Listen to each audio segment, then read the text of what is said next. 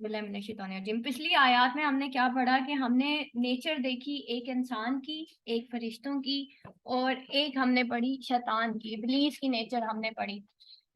یہ تین مخلوقات ہیں اللہ تعالیٰ نے جو میجر بنائی ہیں۔ ویسے تو اور بھی بہت ساری مخلوقات ہیں جس میں ہم پڑھتے ہیں جنات کے علاوہ حشرات کے بارے میں، جانور ہیں، پرندے ہیں، بہت ساری اور مخلوقات ہیں، ٹھیک ہے۔ لیکن جو میجر ہیں وہ یہ تین ہیں، انسان ہیں، فرشتے ہیں، اور جو ہے شیطان ہے، ٹھیک ہے، ابلیس جسے کہتے ہیں۔ ابلیس بیسیکلی ایک جن تھا، ٹھیک ہے، اور یہ وہ جن تھا جس نے اللہ تعالیٰ کو کہاں کہاں سجدے نہیں کیے، لیکن اس نے صرف ایک سجدے سے انکار کیا تھا، اور وہ انکاری کیوں ہوا تھا؟ کیونکہ اس کو حسد ہو گیا تھا۔ اس نے کہا کہ میرے جیسا یہ ایک اور کیوں آ گیا، ٹھیک ہے۔ تو اس سے آدم جو ہے وہ برداشت نہیں ہوئے، حضرت آدم اس سے برداشت نہیں ہوئے۔ اس وجہ سے اس نے اللہ تعالیٰ کا وہاں پہ ایک انکار کیا کہ یا اللہ میں نے تجھے اتنے سجدے کیے، میں نے تجھے جگہ جگہ سجدے کیے، لیکن تو نے خلافت کے لیے حضرت آدم علیہ السلام کو چن لیا، ٹھیک ہے، کہ وہ جو ہے جو زمین کا جو خلیفہ ہوگا وہ کون ہوگا؟ وہ حضرت آدم علیہ السلام، ٹھیک ہے۔ تو یہ کیسے ہو سکتا ہے؟ اسی طریقے سے ہم نے بھی اپنے اندر دیکھنا ہے کہ کہیں ہم ایسا تو نہیں کہتے کہ دیکھو میں نے اس کے لیے ساری عمر اتنا کیا لیکن اس نے میرے ساتھ ایسے کیا۔ ہم بھی ایسے کرتے ہیں، حالانکہ اگر ویسے عقل کے حساب سے دیکھا جائے نا تو obviously ہم کہیں گے کہ حضرت آدم علیہ السلام کو تو اللہ نے بعد میں بنایا، شیطان کو اللہ نے پہلے بنایا ہے، اور شیطان نے تو جگہ جگہ سجدے کیے ہیں، اس نے زمین میں بھی سجدے کیے، اس نے آسمان میں بھی سجدے کیے، ٹھیک ہے، لیکن حاکمیت پھر کس کی ہے؟ اللہ کی ہے نا۔ تو اب شیطان یہ کہہ رہا ہے کہ یہ مجھ سے میرے بعد آیا ہے، ٹھیک ہے، اس کی جو تخلیق ہے وہ اتنی مضبوط نہیں ہے جتنی میری ہے، میں تو آگ سے بنا ہوں، یہ تو گندے پانی اور گندی مٹی سے بنا ہے، تو بھائی اس کو کیوں خلیفہ بنایا گیا؟ ٹھیک ہے، تو اس کی اس کیوں نے، اس کی اس انا نے، اس کے اس تکبر نے، اس کے اس عبادت کے تکبر نے اصل میں اس کو اٹھا کے زمین پہ گرا دیا۔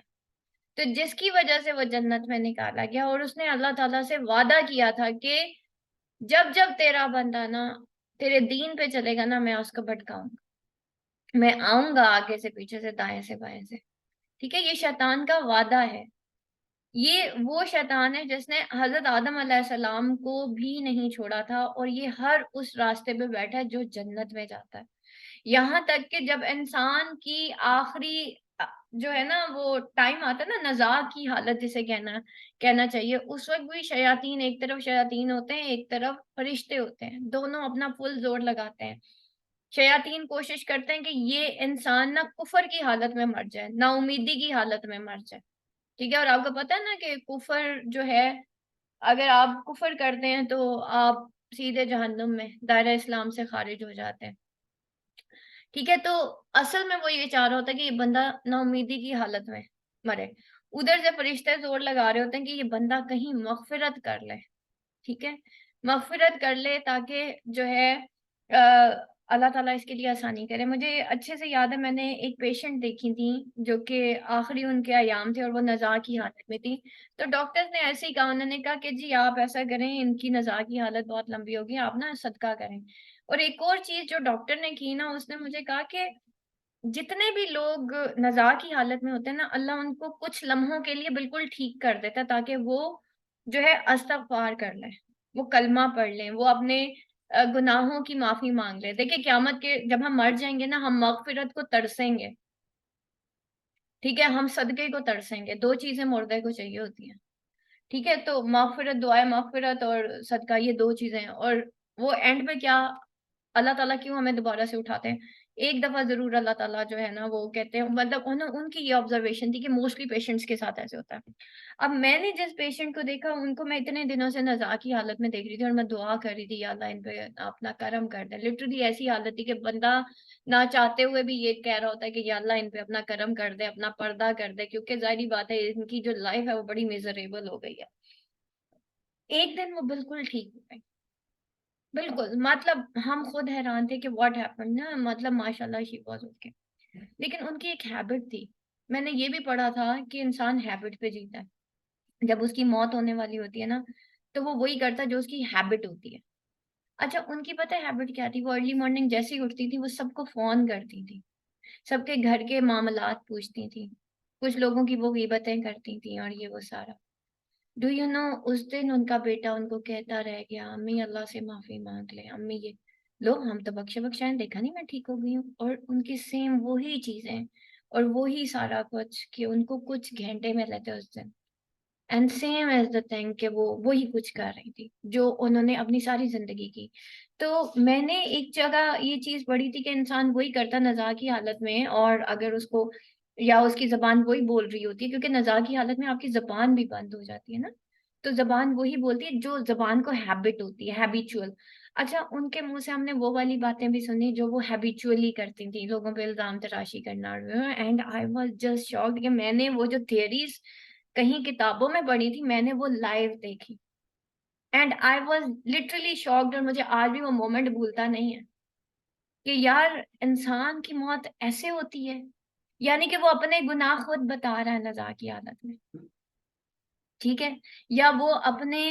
اور ایک میں نے نزاع کی حالت میں اپنے نانا ابو کو دیکھا تھا، ٹھیک ہے، دیکھا نہیں تھا لیکن میری خالہ مجھے بتاتی ہیں کہ کیونکہ اس وقت میں 6 میں تھی اور جب نانا ابو کی ڈیتھ ہو گئی تھی ہم بعد میں گئے تھے، تو میری خالہ نے مجھے بتایا کیونکہ میرے نانا ابو جب صبح ارلی مارننگ اٹھتے تھے نا تو ان کی عادت تھی کہ انہوں نے صبح صبح اٹھ کے نا اللہ نے نا ان کو ہدایت دی، ماشاءاللہ ماشاءاللہ، میرے خیال ہے 30s میں جا کے.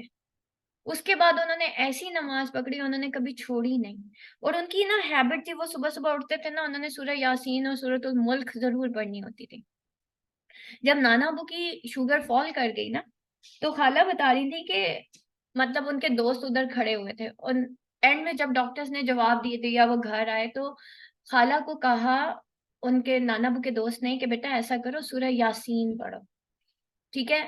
خالہ کہتی ہیں آسما میں نے پہلی دوسری آیت پہ تھی میں، آگے نانا ابو خود ساری کی ساری سورہ یاسین پڑھتے پڑھتے دنیا سے چلے گئے.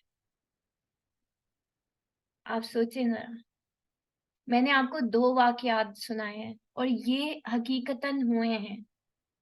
ایک وہ خاتون جو صبح صبح اٹھتے ہی سب سے پہلے ساری دنیا کو فون کرتی تھی، اور ایک وہ جو صبح صبح اٹھتے ہی سب سے پہلے قرآن کی تلاوت کرتے تھے سورہ یاسین.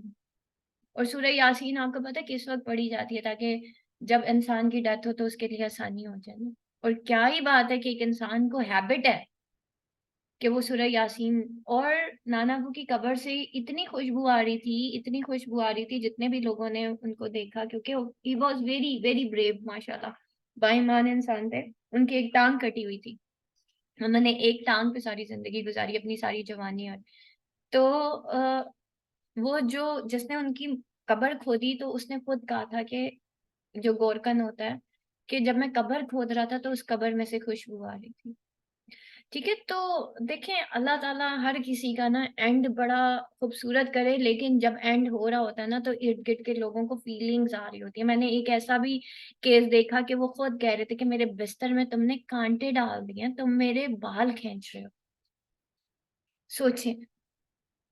تو اب ایک دفعہ اپنی زندگی پہ نظر اٹھا کے دیکھیں کہ وہاں پہ ایٹ دیٹ ٹائم ہماری تھوڑا سا صرف ایک موت کو یاد کریں، موت کے وقت کو یاد کریں کہ میری ڈیتھ ہونے والی ہے اور میرے رائٹ اینڈ لیفٹ فرشتے اور شیاطین کھڑے ہیں، لیکن جو میری ہیبٹ ہے نا میں نے ادھر کو ہی جانا ہے. ٹھیک ہے، ہیبیچولی میں جو ساری زندگی کرتی آ رہی ہوں نا اینڈ بھی وہی ہونا ہے.